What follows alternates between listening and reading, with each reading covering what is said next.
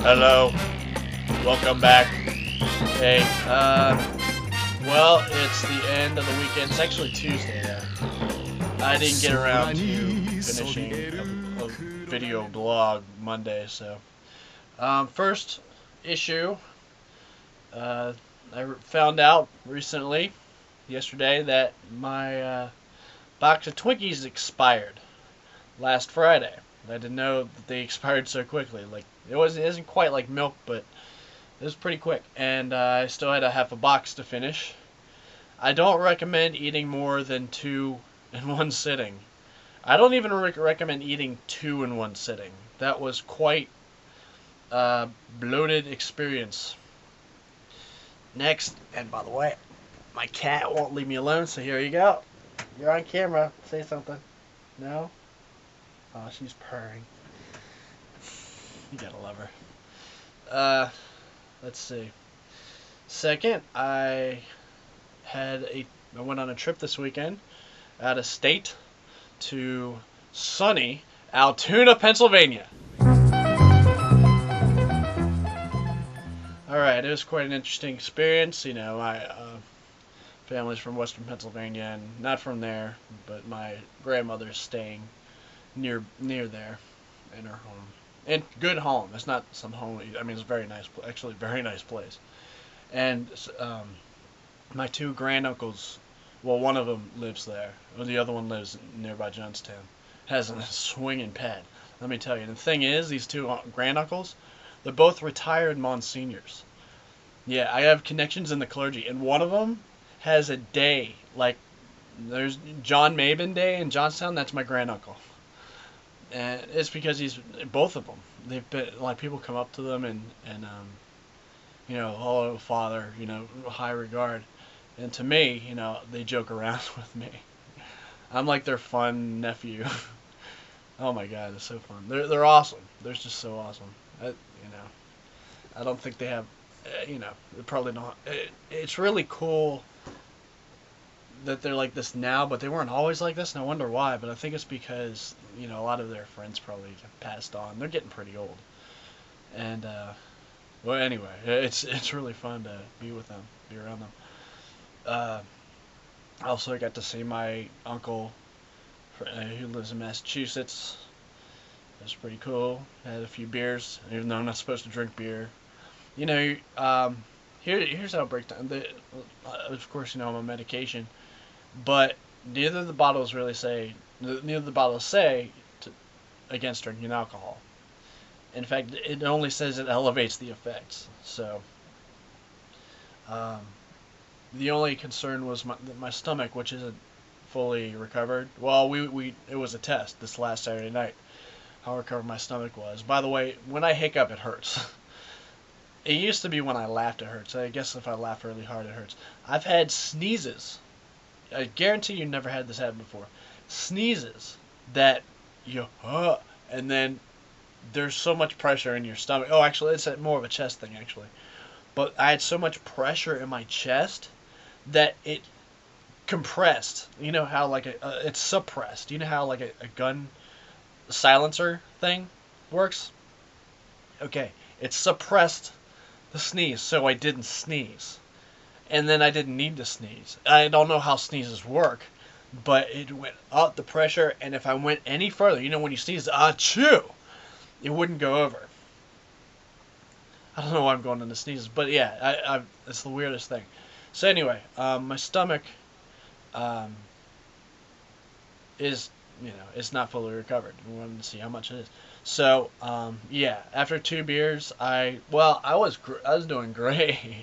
As you can imagine, on Percocet and OxyContin and beer. And for the couple hours I was drinking, you know, I wasn't getting drunk. I never intended to get drunk. I was doing good, but later that night, laying down, I was really having real stomach problems. I mean, hurt. It really hurt.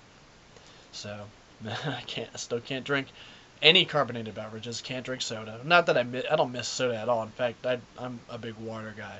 Anyway, um, so what else? There was a reply to my challenge one Amanda Covey said that gave me to the challenge of coming up with a a reason, a constructive reason to be upset to, and she said it was motivation to fight injustice, great injustice, and that's true. Like for the Civil War, freeing slaves. So yeah, that's true. Uh, and the whole issue is being upset is really a destructive thing most of the time. And I was wondering whether there was any constructive reason. And there are exceptions to everything. But yeah, there you go. There's a reason right there. Um, excuse me. Watched the Olympics over the weekend, which isn't like me. I don't care much about the Olympics. In fact, I was gonna say in this vlog if I didn't watch it, I was thinking about things to say for this, and say I'm glad there are enough suckers out there to watch the Olympics. I would hate to see centuries-old tradition fly by the wayside because of like our viewership, but no, it was fairly interesting. At least it's good to have on the background when you're hanging out. I must say the marathon thing, they should have other things going on during the marathon because who's going to watch a bunch of people running for 2-3 hours? Come on. you know? I mean, anyway. And Altoona was interesting. I don't know if interesting is a word. People were really doofy up there. There was this lady who went up to my little uh, cousin, a little 8-year-old blonde-haired, pasty-faced kid.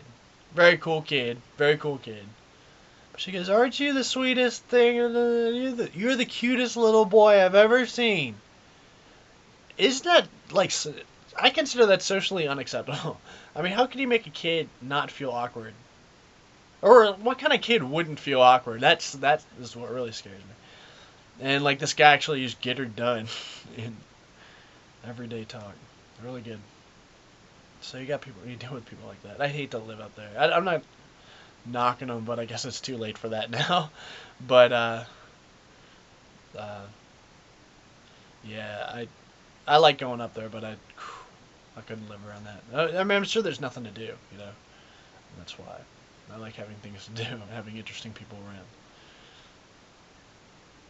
So what else? I saw. Well, I should really highly recommend Always Sunny in Philadelphia if you've ever seen it. I've been watching that for a while. But another show I watched recently that let's say I acquired and put on my PSP and watched it. I'll get into that. That's really cool. Neat futuristic toy we have right now. But Flight of the Conchords, really funny show. If you haven't seen it, check that out. I'm sure they're both on Netflix. Philadelphia's on Netflix. I don't know about Flight of the Conchords. I'm sure it is. But, alright. It's illegal. I know. But, whatever. You could download TV shows.